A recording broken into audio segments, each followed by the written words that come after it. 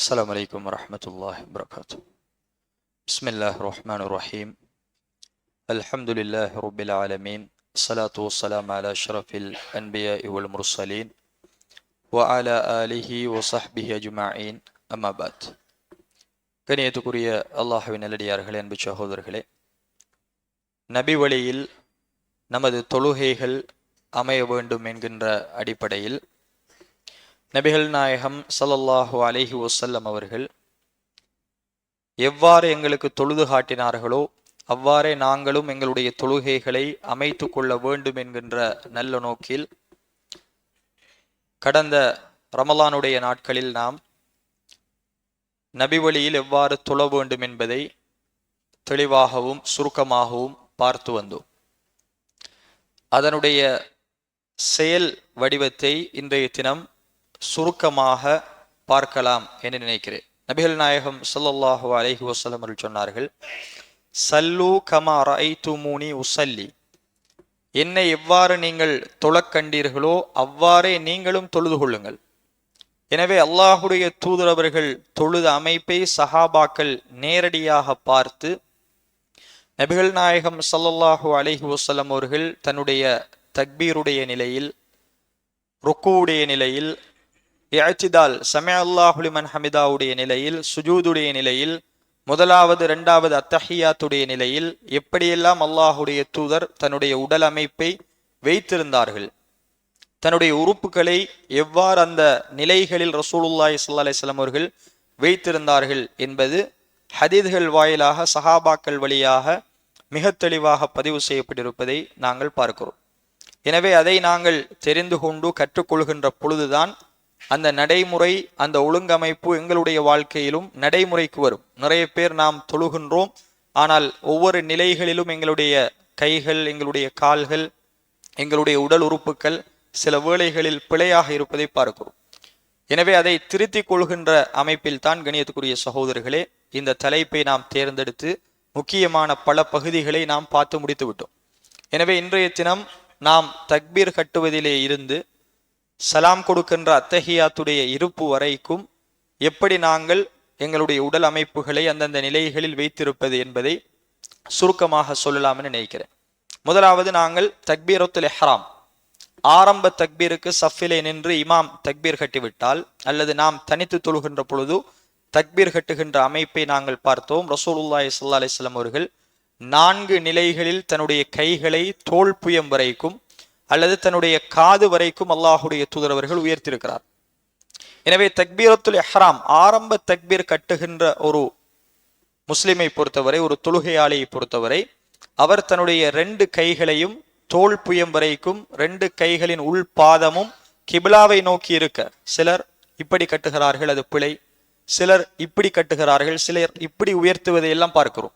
எனவே அதனுடைய எல்லை ஒரு ஹதீஸில் தோள் புயம் வரைக்கும் அல்லாஹுடைய தூதர் அவர்கள் உயர்த்தினார்கள்.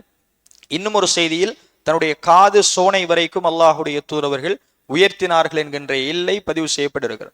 எனவே நாங்கள் தக்பீரத்துல் இஹ்ராமில் கிபிலாவை நோக்கி நின்று எங்களுடைய கைகளை தோள் புயம் வரைக்கும் உயர்த்தி அல்லாஹ் அக்பர் என்று கட்டிக்கொள்ள வேண்டும். இதை நாங்கள் அல்லாஹ் அக்பர் என்று மொழிந்ததன் பின்னாடி உயர்த்தினாலும் சரி, அல்லது உயர்த்தும் போது அல்லாஹ் அக்பர் என்று மொழிந்தாலும் சரியானது. ரெண்டுமே ஹதீஸில் பதிவு செய்யப்பட்டிருக்கிறது.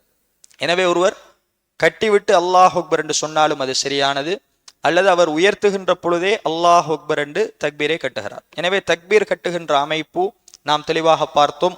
ஸிரா, இந்த பகுதியிலிருந்து இந்த முட்டுக்கை வரைக்கும் அல்லாஹுடைய தூதருடைய இடது கையின் மீது வலது கையை வைத்தார்கள். எனவே ஆரம்ப தக்பீர் அல்லாஹ் அக்பர் என்று நாங்கள் கட்டுகிறோம். இப்படி எங்களுடைய கை உடம்பில் எங்களுடைய வசதிக்கு ஏற்ப எந்த இடத்தில் வைக்க முடிகிறதோ அதுதான் எங்களுடைய தக்பீர் கட்டுகின்ற இடம். எனவே கண்ணியத்துக்குரிய சகோதரர்கள், இதை தொடர்ந்து சூரத்துல் ஃபாத்திஹா இன்னும் ஒரு சூரா நாங்கள் ஓதுவோம். அதனை தொடர்ந்து 2வது நிலை ருக்கு. ருக்கு மிக முக்கியமான ஒரு நிலை. அதில் ரசூலுல்லாஹி ஸல்லல்லாஹு அலைஹி வஸல்லம் அவர்கள் சில முக்கியமான வழிகாட்டலை சொல்கிறார்கள். ருக்குக்கு போகின்ற ஒரு மஅமூம் அல்லது தனித்து தொழுகின்றவர் கைகளை நான் சொன்ன மாதிரி மீண்டும் அவர் தன்னுடைய காது வரைக்கும் அல்லது தோள் புயம் வரைக்கும் உயர்த்தித்தான் ருக்குவுக்கு போகும். அப்ப மீண்டும் நாங்கள் தக்பீர் சொல்கிறோம் அல்லாஹ் அக்பர் என்று ருக்குவுக்கு போகின்றோம். ருக்குவுக்கு போகின்ற பொழுது இந்த 2 முட்டுக்கை, எங்களோட 2 கைகளும் எங்களோட 2 முட்டுக்காலையும் பிடித்து எங்களுடைய விரல்கள் முட்டுக்காலுக்கு கீழே நோக்கி இருக்கணும். இந்த முட்டுக்காலில் நாங்கள் ரெண்டு கைகளையும் பொத்தி தாங்கி இந்த எங்களுடைய விரல்கள் அனைத்தும் கீழ் நோக்கி எங்கட இந்த சாக் இந்த கால் பகுதியை நோக்கியதாக இருக்கணும். இதுல நாங்க தாங்கணும். இது முதலாவது. இரண்டாவது, எங்களுடைய தலை இப்படி உயர்ந்திருப்பதும் தவறு. ரசூலுல்லாஹ் அதை தடுக்கிறார்கள். இப்படி பணிந்திருப்பதும் தவறு. எனவே எங்களுடைய தலையை நாங்கள் முதுகுக்கு நேராக உரமா உயர்த்தாம இந்த சுஜூது செய்கின்ற இடத்தை நாங்கள் பார்த்து எங்கட தலையை வைக்கணும். இது இரண்டாவது. மூன்றாவது, எங்கட இந்த அக்கிள் பகுதி இப்படி ஒட்டி இருக்க கூடாது. ரசூலுல்லாஹி ஸல்லல்லாஹு அலைஹி வஸல்லம் அவர்கள் தன்னுடைய கையை முட்டுக்காலில் பொத்தி வைத்து இந்த கையை இப்படி விரித்து கொள்வார்கள் என்று பார்க்கிறோம். அப்படி விரிக்கின்ற பொழுதுதான் நாங்கள் பேலன்ஸ் ஆகுவோம், எங்கட முள்ளம் தண்டு நேராக. எனவே கணியத்துக்குரிய சகோதரர்களே, நாம் ருக்கு செய்கின்ற பொழுது தக்பீரிலே நிற்கின்றோம், அல்லாஹ் அக்பர் என்று ருக்குவுக்கு வருகின்றோம். இப்படி நாங்கள் முட்டுக்காலை பொத்தி எங்கட கைகளை இப்படி விரித்து முள்ளந்தண்டு நேராக இருக்க வேண்டும். முடியுமான அளவுக்கு எங்களுடைய முள்ளந்தண்டை நாங்கள் நேராக வைத்து தலையை இப்படி உயர்த்தாமலும் இப்படி காலை பார்க்காமலும் சுஜூது செய்கின்ற இடத்தை பார்த்து நாங்கள் எங்களுடைய தலையை நேராக வைத்துக் கொள்ள வேண்டும். எனவே அப்பொழுது எங்களுடைய கை இந்த பகுதி இப்படி வளைந்ததாக இருக்க வேண்டும், இப்படி ஒட்டக்கூடாது என்பதை அல்லாஹுடைய தூதர்கள் தடுக்கிறார். எனவே ரசூலுல்லாஹ்வுடைய தொழுகையில் தன்னுடைய கைகள் இப்படி விரிக்கப்பட்டு கால் பொத்தப்பட்டு விரல்கள் கிபிலாவை நோக்கி கீழ் நோக்கியதாக இருந்தது என்பதை ருக்குவிலே நாங்கள் பார்க்கிறோம். எனவே அதில் நாங்கள் ருக்குவில் ஓத வேண்டிய துஆக்களை ஓதிவிட்டு ருக்குவில் இருந்து மீண்டும் எழும்புகின்ற ஒரு மஅமூம் சமி அல்லாஹு லிமன் ஹமிதா என்கின்ற நிலைக்கு வந்து மீண்டும் தோல் புயம் அல்லது காது வரைக்கும் நாங்கள் எங்களோட கையை உயர்த்தித்தான் கைகளை கீழே விட வேண்டும். இது இஅ்திதாலுடைய சமி அல்லாஹு லிமன் ஹமிதாவுடைய நிலைமை. எனவே நாங்கள் இஅ்திதாலுக்கு வந்து ரப்பனா வலக்கல் ஹம்து என்கின்ற துஆவை ஓதிவிட்டு மீண்டும் சுஜூதுக்கு போகிறோம். சுஜூதுக்கு போகின்ற பொழுது கண்ணியத்துக்குரிய சகோதரர்களை நாங்கள் பார்த்தோம், ஒருவர் சமி அல்லாஹு லிமன் ஹமிதா என்ற துஆவை ஓதுகிறார். சுஜூதுக்கு போகின்ற பொழுது அவருடைய ரெண்டு கைகளையும் முதலாவது அவர் நிலத்தில் ஊன்றி சுஜூதுக்கு போகணும். ரெண்டு கைகளையும் நிலத்தில் ஊன்றி சுஜூதுக்கு போக வேண்டும். மொத்தமாக 7 உறுப்புகள் நிலத்தில் படணும். 2 கைகள், 2 முட்டுக்கால்கள், 2 கால்களுடைய விரல்கள், விரல் நுனிகள், அதே மாதிரி எங்களுடைய நெத்தியும் எங்களுடைய மூக்கும், மொத்தமாக 7 உறுப்புகள் நிலத்தில் பட வேண்டும் என்று ரசூலுல்லாஹி ஸல்லல்லாஹு அலைஹி வஸல்லம் சொன்னார். எனவே சுஜூதுக்கு போகின்ற ஒருவர் சுஜூதுடைய அமைப்பில் அவருடைய கால்கள்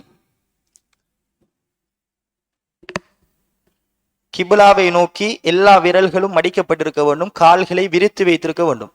கைகள் அவருடைய காதுக்கு நேராக அல்லது 2 கைகளுக்கும் நடுவில் எங்கட தலரிக்கணும். எங்கட கையை இப்படி ஒட்டி பிடிக்க கூடாது. கையை இப்படி அக்குள் தெரிகின்ற அளவுக்கு தனித்து தொழுதால் கைகளை விரித்து வைக்கணும். ஜமாத்தாக தொழுதால் மஅ்மூம்களுக்கு இடைஞ்சல் இல்லாமல் எங்கட கை இருக்கணும். எனவே அல்லாஹுடைய தூதரவர்கள் தன்னுடைய தலைக்கு நேராக 2 கைகளையும் வைப்பார்கள் என்பதை பார்க்கிறோம். சுஜூதில் இந்த கைகள் அகட்டி வைப்பார்கள்.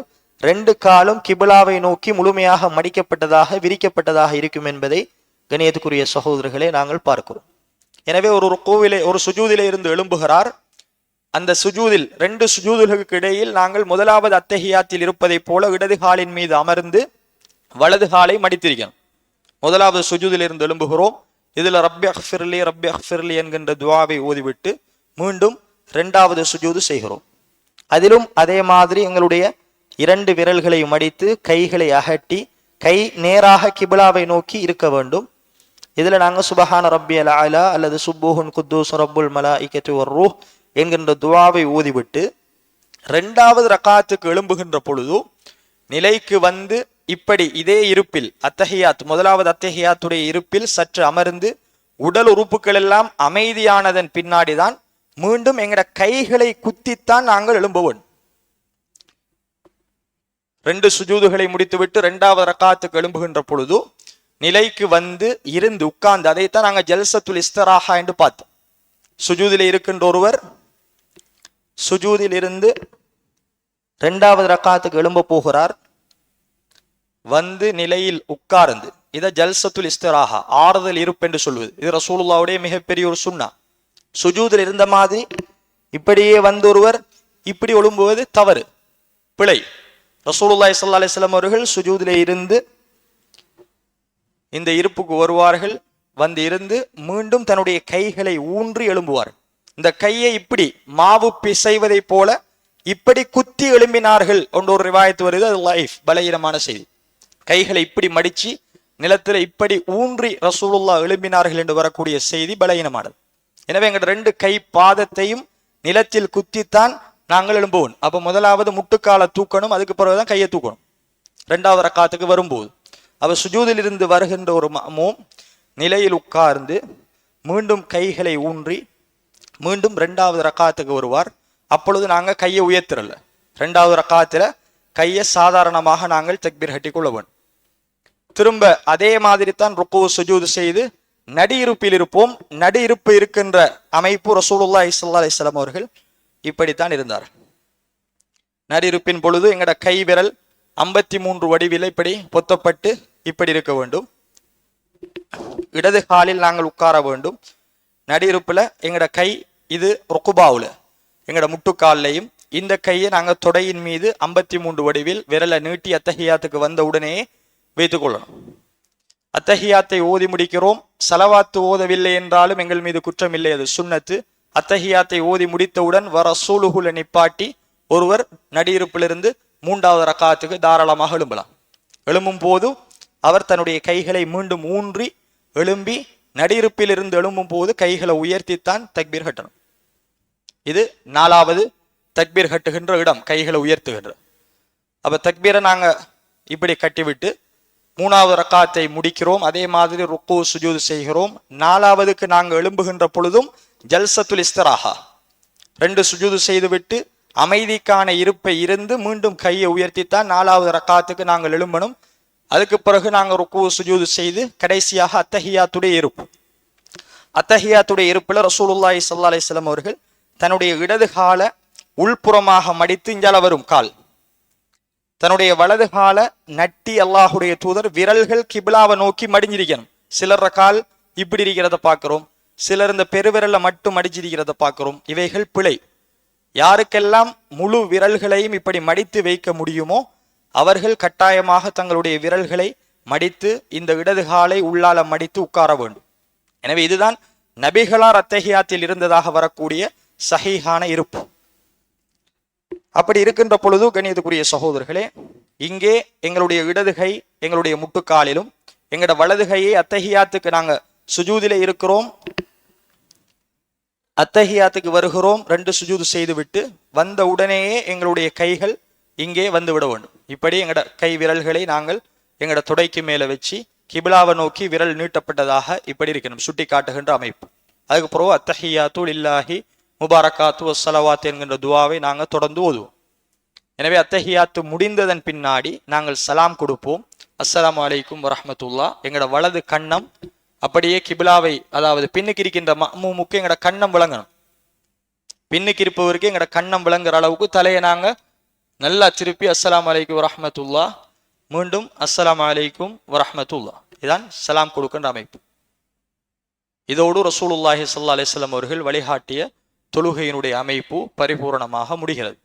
இது எல்லா தொழுகையிலும் கண்ணியத்துக்குரிய சகோதரர்களே, ருக்கு செய்வது, சுஜூது செய்வது, அத்தஹியாத்துடைய இருப்பில் இருப்பது இவ்வளவுதான். எனவே இந்த விடயங்களை நாம் தெளிவாக படித்திருக்கிறோம். இந்த பிழைகள் இனிமேல் எங்களுடைய தொழுகையில வரக்கூடாது. யாருக்கெல்லாம் கால்களை இப்படி கிபிலாவை நோக்கி மடிக்க முடியாதோ, நோயாளிகளாக இருக்கிறார்களோ அவர்கள் மீது குற்றம் இல்லை. யாருக்கெல்லாம் மடிக்க முடியுமோ அவர்கள் மடிக்கணும். நாங்க சரியான சோம்பேறித்தனத்தினால் அதை இன்னும் சிலர் காலை மடிக்க முடியாத நிலையில் இருக்கிறோம். சஹாபாக்கள் 40 வயதில் 50 வயதில் இஸ்லாத்துக்கு வந்தவர்கள் ரசூலுல்லாஹ் எப்படி தொழுதார்களோ அப்படி தன் உடல் உறுப்புகளை மாற்றி கொண்டார்கள். எனவே அது ரொம்ப சிம்பிள். 2-3 தரம் நாங்கள் எங்களோட உடல் உறுப்பை பழக்கிட்டோம்னா கால் வளையாத காலும் வளையும். இயலாது என்று முடிவெடுத்தால் தான் எங்களால் இயலாது. எனவே கணியத்துக்குரிய சகோதரர்களே, இதுதான் சுருக்கமாக ரசூலுல்லாஹி ஸல்லல்லாஹு அலைஹி வஸல்லம் அவர்கள் நமக்கு வழிகாட்டிய தொழுகையினுடைய அமைப்பு.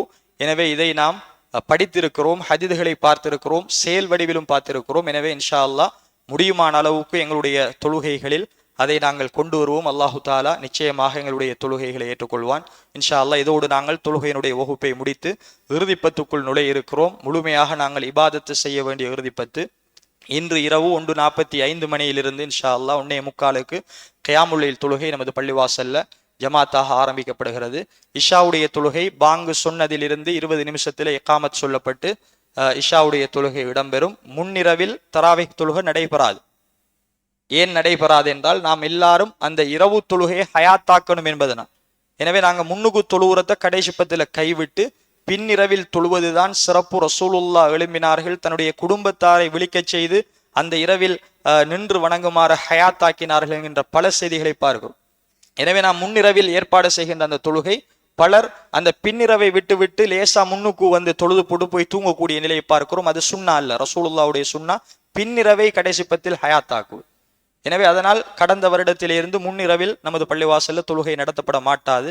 எனவே கண்ணியத்துக்குரிய சகோதரர்களே, கொஞ்சம் சிரத்தை எடுத்து ஒரு 10 நாள் அல்லாஹுக்காக ஒரு நாள் நாம் அடைந்து விட்டோம் என்று சொன்னால் 83 வருடங்களை விடவும் நாங்கள் அமல் செய்த நன்மையை அல்லாஹு தாலா எங்களுக்கு தரான். அந்த அளவுக்கு சிறப்புக்குரிய லைலத்துல் கத்ருடைய இரவு வருகிறது. எனவே தூக்கத்தை முன்னிரவில் வைத்துக் கொண்டு பின்னிரவை நாங்கள் கியாமுல் லைல் தொழுகையில துஆவுல் இஸ்திக்ஃபார்ல பள்ளிவாசல்ல கழிக்கிறதுக்காகத்தான் 1:45 3:30 மணி வரைக்கும் அந்த தொழுகை நமது பள்ளிவாசலில் ஏற்பாடு செய்யப்பட்டிருக்கிறது. இன்ஷா அல்லாஹ் இன்றிலிருந்து நாங்கள் எங்களுடைய மனைவிமாரோடு எங்களுடைய தொழக்கூடிய வயதுள்ள பிள்ளைகளோடு இன்ஷா அல்லாஹ் இந்த ஜமாத்துடைய தொழுகையில கலந்து கொள்வோம். எல்லாம் வல்ல அல்லாஹு தாலா கேட்ட விடயங்களை நடைமுறைப்படுத்துவதற்கு எனக்கும் உங்களுக்கும் தௌஃபீக் செய்வானாக. வ ஆஹிரு தஅவானா அல்ஹம்துலில்லாஹி ரப்பில் ஆலமீன். அஸ்ஸலாமு அலைக்கும்.